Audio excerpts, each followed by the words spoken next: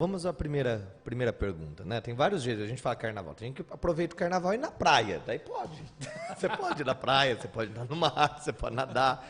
Tem o que vai aproveitar o carnaval fazendo churrasco em casa, Vai pode. pro sítio, pro Vai meio do mato. pro sítio e vai aproveitar com a família, ok. Acho que o problema sempre do carnaval sempre foi a questão da promiscuidade, né? Que é a sexualidade desenfreada, é o problema da bebida, é o problema das drogas, é o problema da juventude, né? Então, esse carnaval é óbvio que o cristão não participa, não deve participar, e ele não é cristão. Esse carnaval não é cristão. Ele está muito longe de ser cristão. Agora, como o cristão deve se engajar no carnaval? Então, tem um pessoal de Ribeirão Preto que eles têm um apostolado de evangelização nas noites de carnaval. Eles saem, todos com a camiseta de Jesus, que é aquela Jesus te ama e te acolhe, e eles então vão nos lugares de risco. Por quê? Hoje há um índice muito grande de mulheres que bebem, de homens que bebem, e que muitas vezes ficam em situação de vulnerabilidade, principalmente as mulheres, onde muitas vezes são estupradas, muitas vezes são assediadas, aliciadas, elas passam por inúmeros problemas, porque tem gente que vê ela ali vomitando, passando mal, e se aproveita, que não tem ninguém, que está de noite, que está de madrugada, que é um lugar ermo.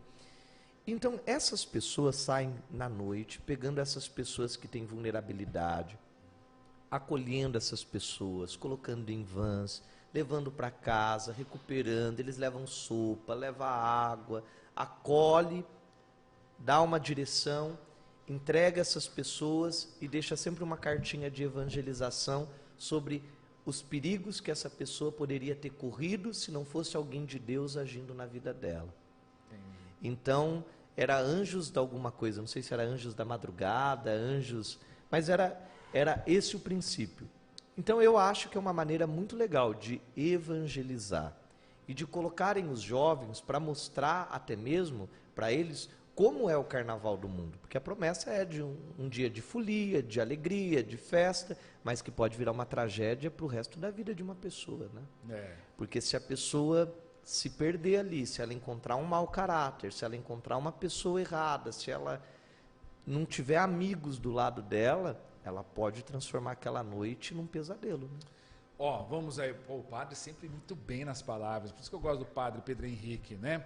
É o seguinte, padre, eu tô lá em casa, lá, minha televisão tá lá, aí eu tô mudando os canais. Aí, pum, para lá, tá o pessoal desfilando lá, padre. E carro alegórico pra cá, carro alegórico pra lá. Tá aí globeleza lá. Aí passa uma mulher com pouca roupa, ou quase sem roupa, com muita tintura. Passa uns caras fortes pra humilhar a gente lá. E aí acontece, padre, eu continuo mudando o canal, eu paro ali. Eu acho que quem é casado, acho que a esposa já devia falar, ou você muda ou eu te mato. Porque a palavra já diz, né? Se de você olhar e cobiçar com os seus olhos, você já está pecando. Então, como diz São Tiago, resistir ao diabo e ele fugirá de vós. Então muda. Muda. Muda, não é legal. Muda porque você vai ter problemas. Vai né? ter problema. Tá, bom, então tá aqui. O padre tá sendo direto, tô gostando do padre Pedro Henrique, tá bom. Padre, mas assim, ó, eu vou, mas eu vou tomar só uma cervejinha. Pô, padre, me libera. Eu prometo, padre Pedro Henrique, é só uma cervejinha, meu garoto. Posso não? Para o catolicismo, a bebida em si não é um problema. O problema é o alcoolismo. Tá, vamos lá. Então, vamos lá. Legal, você falou isso da outra vez. Nós não temos problema com a pessoa que bebe. O problema é a pessoa que é sem noção. Tem gente que não pode beber. Tem gente que se tomar um copo de cerveja é chato. A pessoa é mala. A pessoa é horrível. Ela não deve beber, ela não pode beber. Ela tem que ser tirada desse mundo. Ela não serve para isso. Então, acho que a pessoa tem que ter noção. Ela tem que saber qual que é o limite dela. Eu, Padre Pedro, não bebo nada, não bebo uma gota de álcool. Eu odeio bebida, odeio. Meu avô era alcoólatra, ele caía, bebia. Graças a Deus, há anos, ele não bebe mais. Meu pai, graças a Deus, não bebe mais há bastante tempo. E gostaria que muitas famílias tivessem a graça de dizer: meu pai, graças a Deus, está livre do álcool, da cachaça, da bebida. Legal. Porque aquilo é uma tragédia. Né? Então, assim, eu acho que tudo vai para a vida, não é só para o carnaval.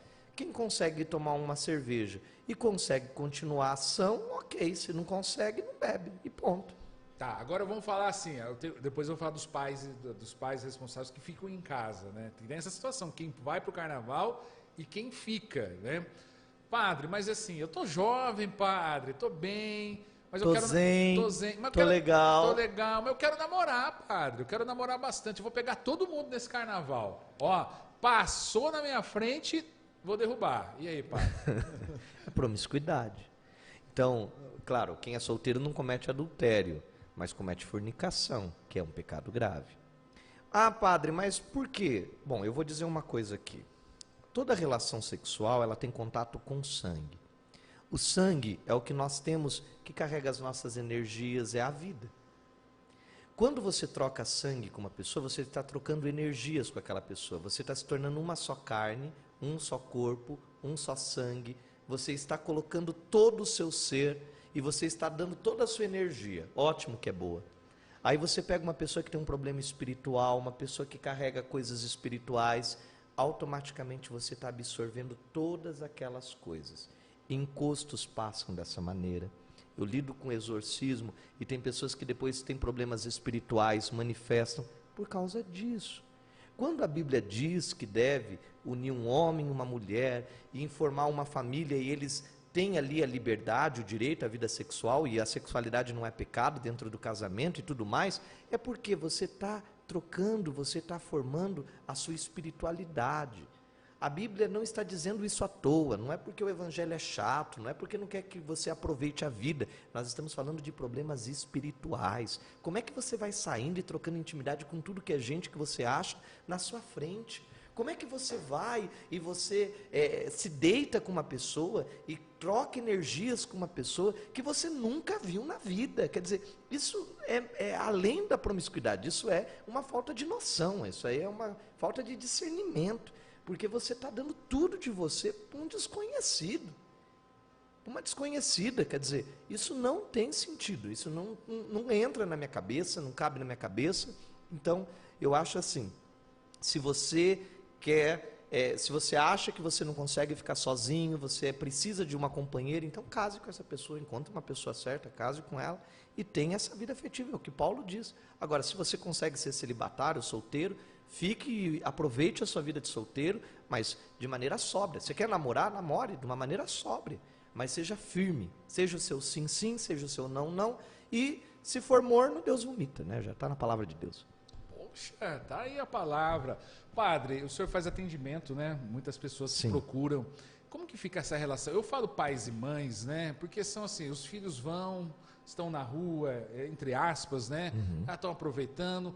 Muito pai e mãe te procura, principalmente nessa época de carnaval, ou também fora, essa preocupação com essa adolescência, essa juventude, como tem sido isso, padre? São 3 os problemas principais que eu encontro.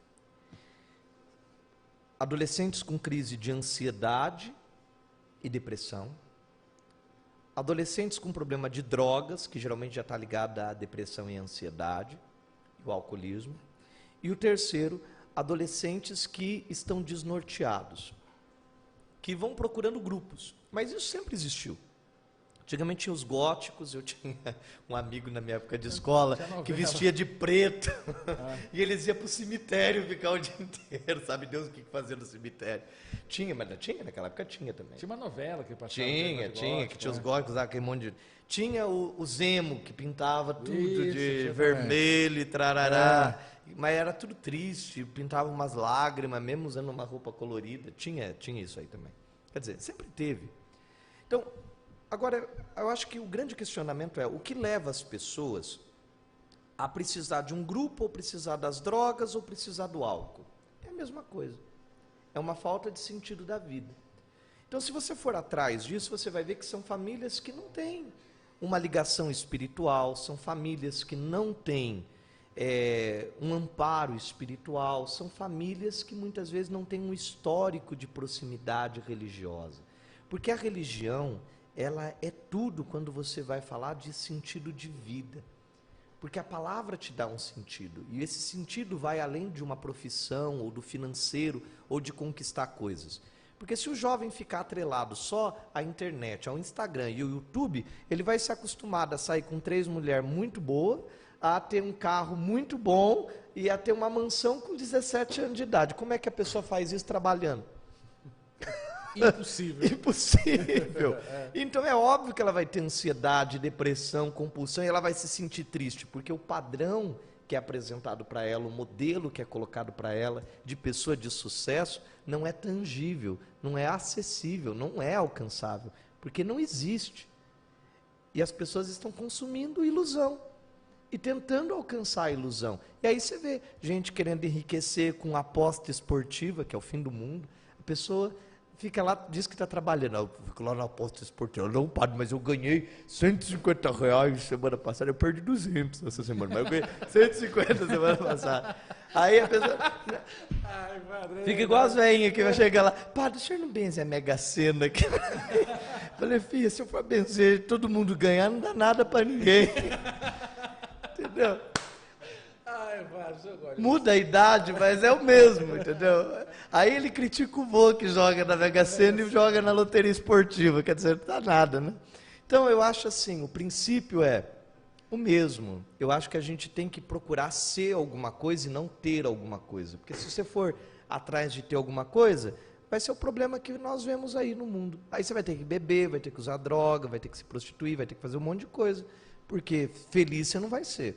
Agora, se você quiser ser feliz enquanto pessoa e descobrir quem é você e qual é o seu lugar no mundo, aí a religião tem muito a responder para você. A igreja não pode prometer dinheiro, não vai te prometer casa, não vai te prometer carro, mas ela vai te dar dignidade.